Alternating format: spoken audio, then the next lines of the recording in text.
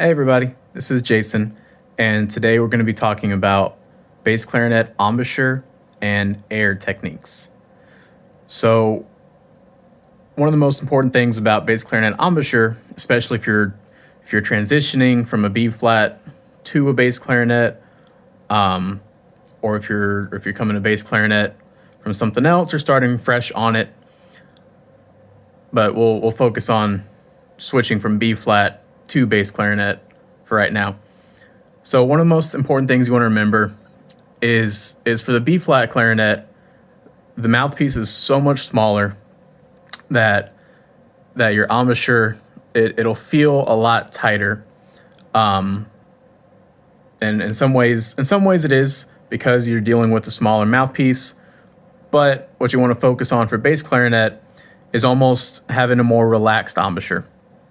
And we don't want to say loose, because if you have something that's loose, you're going to get air squeaking out of the corners, and you're going to get that famous bass clarinet squeak. So here's some examples for embouchure.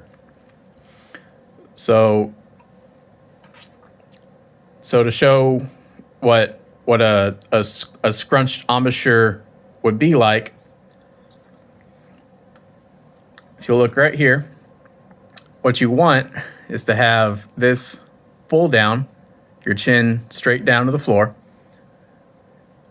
And you want it to be like you're having a thick milkshake, and it has those thick straws that you're trying to get the milkshake out of. So think about that for your setup here. So a good embouchure should look like this. And then your scrunched embouchure will look more like this. So you can see the difference in my chin. A lot more wrinkles in the scrunched embouchure.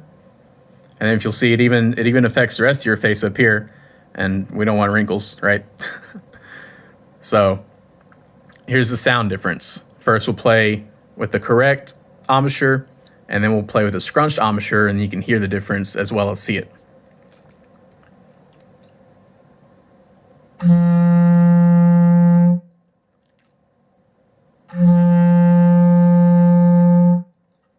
So that scrunched embouchure has a little more edge to it.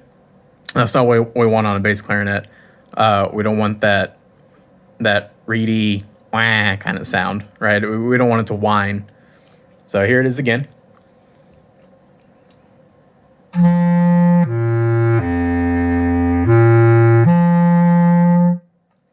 That was with the elongated jaw with the correct embouchure. Now we'll do that with the scrunched up embouchure.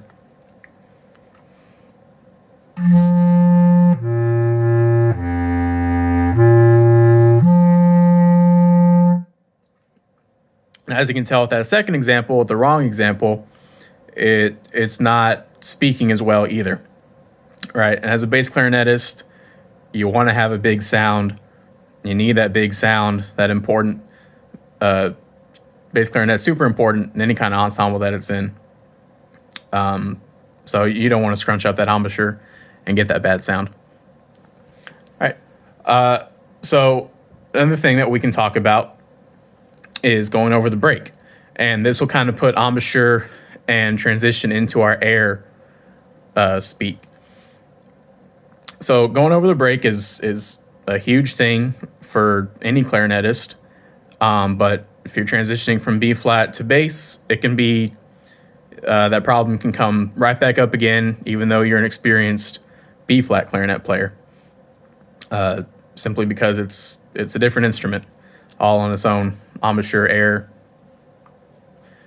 So we're gonna play the G, A, go over the break to the B, and up to the C first with the correct embouchure, and then with that incorrect embouchure, and you'll be able to hear the difference, obviously, but it's going to be a lot harder with that scrunched embouchure. So here's the correct one.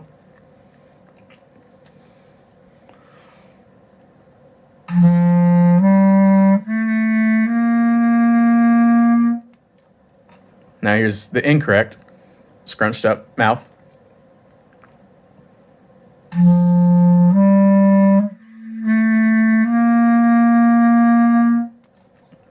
And you hear how there was a lot of resistance going from the A to the B over the break.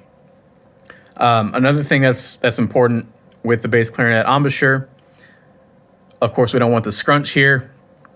You want a little bit of a soft lip on the bottom, but most importantly is your corners, right? Because if we don't have tight corners, then the whole thing is just going to fall apart. So again, like you have like a milkshake, or if you were to like get your thumb and pretend that's your milkshake straw, you have your tight corners here. So the next thing we'll talk about is our air.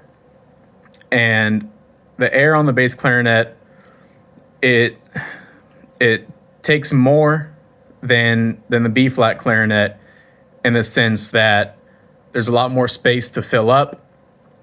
And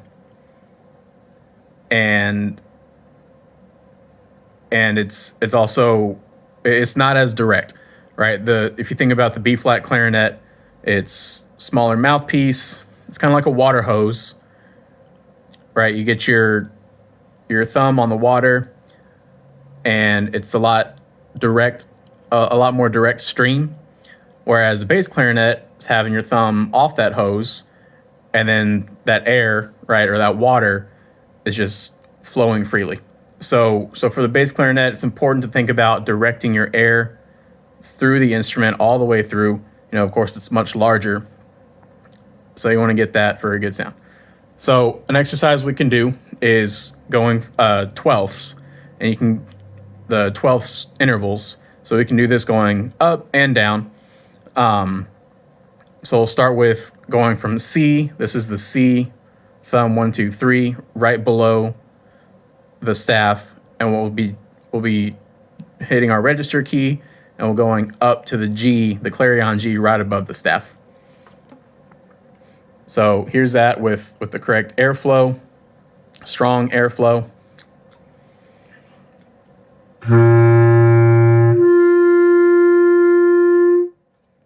And you'll see it was a pretty seamless jump from that low register to the higher register.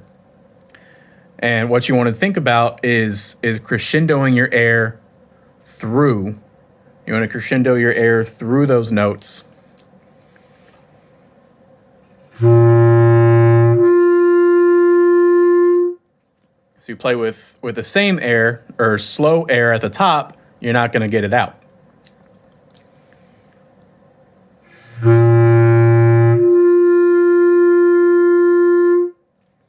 Right, you can hear there's a little bit of a difference.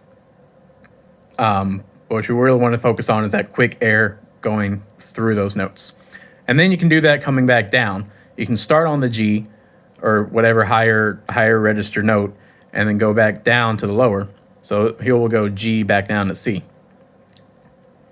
That's with fast air.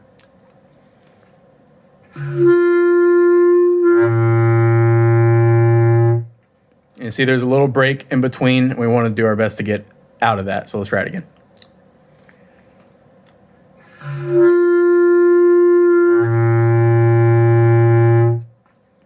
And now let's slow that air down, use the improper air.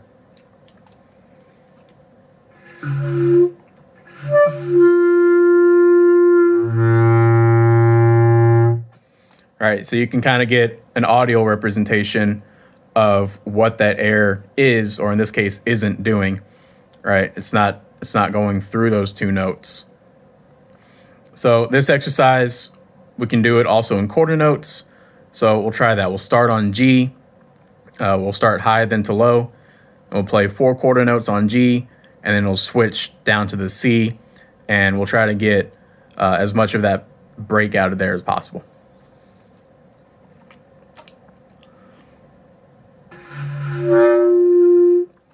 That's bad air.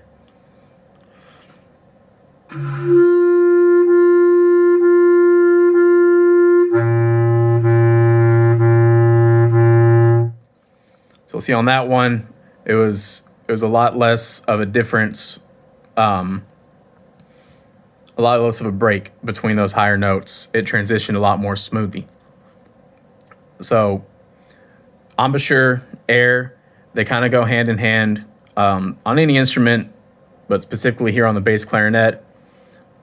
If you have that scrunched embouchure, if you think about your oral cavity as well, is also going to be very scrunched, and that's not going to allow proper airflow into the instrument. So keep working on the corners, get that jaw down towards the ground like a milkshake, and your airflow, difference between low notes and high notes, keep your air flowing the same, nice strong air, and it's all going to work out for you. Thanks, guys.